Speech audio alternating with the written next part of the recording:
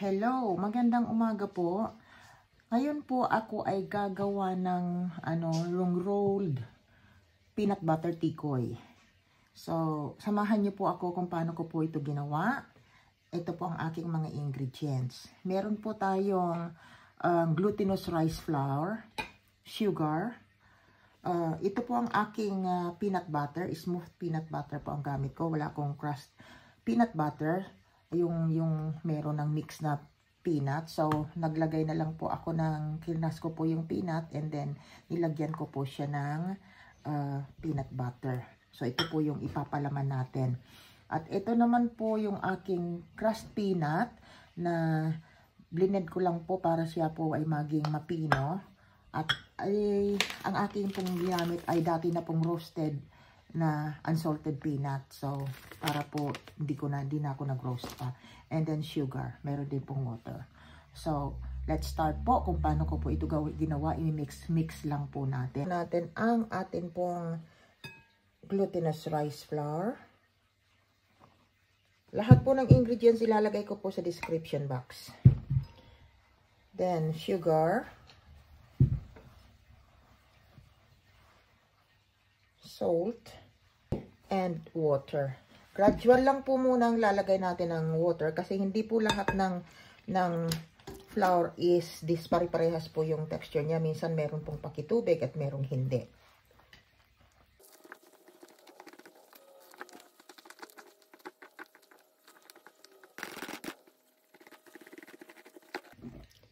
So, ito po. Pwede na po siguro to. Hindi na ako magdaad ng tubig pa. And then, i-strain lang po natin dito kasi kung makikita nyo po may mga lumps pa siya. So, kailangan po nating mapino. Then, i-steam po natin. Madali lang siya. Puro lang po ito halo-halo. Meron po ako ditong, ito lang po ang gagamitin ko kasi ito lang po ang kasya dito. So, naglalagay po ako para i-grease po natin ang lagayan. Kung wala po kayong ganito na spray na, ano ba ito, sunflower oil, kahit kung may butter po kayo pwede, yun po ang gamitin niya. Wala po kayong parchment paper, wag nyo na pong lalagyan. Anyway, may ano naman po sa ilalim, so there's no need po. Meron lang po ako, kaya ako naglagay. Okay, so ito nga po.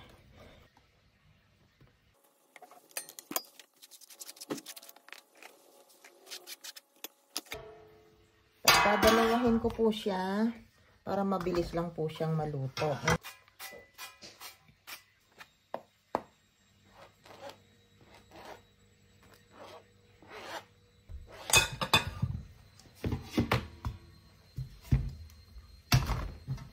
Para po hindi siya matuluan ng tubig.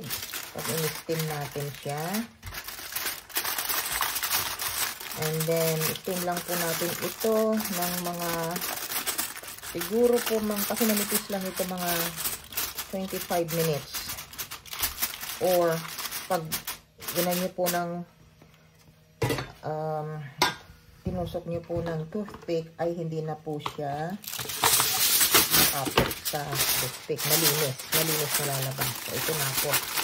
Nalagay ko na po siya doon.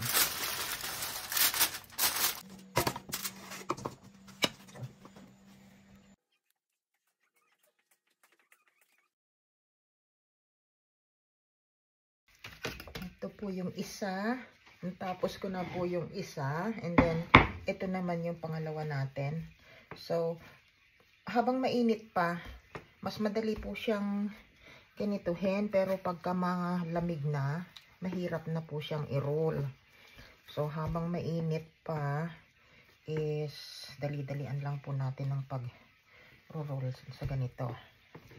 So, i-flatten lang po natin and then pansin nyo po, naglagay na ako dito ng pero ayan, para mabilis lang po kasi ang paglagay natin. Ang laki lang ng aking mga hiwa, pero pag i-business nyo po ang ganito is bahala na po kayo sa size Kasi, syempre, may mga costing kayo. Ito naman po is pang merienda. Yung mga ginagawa ko pong ganito, na binibideo ko para i-share din sa inyo, is mga pang sarili naming merienda. Para hindi nabibili. At ito din po ang gusto kong iparating sa inyo, na kung matututunan nyo po ito, is hindi na po tayo kailangan gumastos para lang makatikim ng mga ganito pagkain. Hindi po ako expert magluto, pero at least po nagagawa ko po ito para sa pamilya ko at saka sa mga kaibigan ko. Oh, ayan. Madali lang po. Kagaya po nito, ginagay ko na dito para ibibigay ko din po sa friend ko. And then, iro-roll lang po natin ganito. Ayan. Hindi po ba? O, kaya, dito.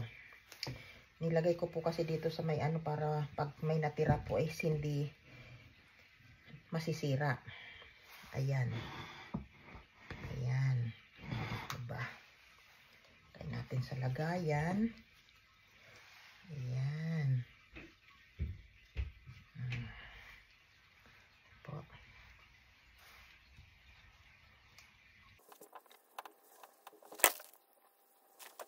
Dali po pag may plastic. Kasi dumidikit kasi eh. So ito nilagyan ko ng plastic sa ilalim. Na hindi plastic, ano po ba ito?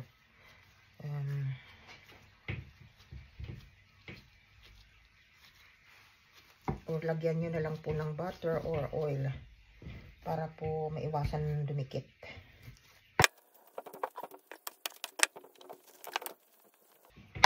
Ayan na nga po siya. Arrange lang natin sa ating lagayan.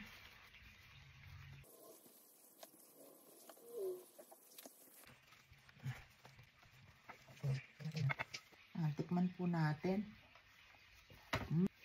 Ang sarap po niya. Yan.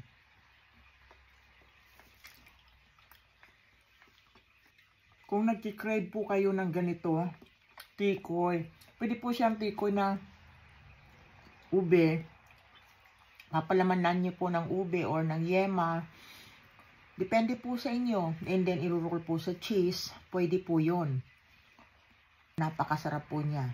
So, ito na nga po. Ako po ay nag-i-enjoy na ito. Masarap sa kape. So, sana po magustuhan nyo ang aking ginawa. Hindi po ako expert magluto ng mga kakanin.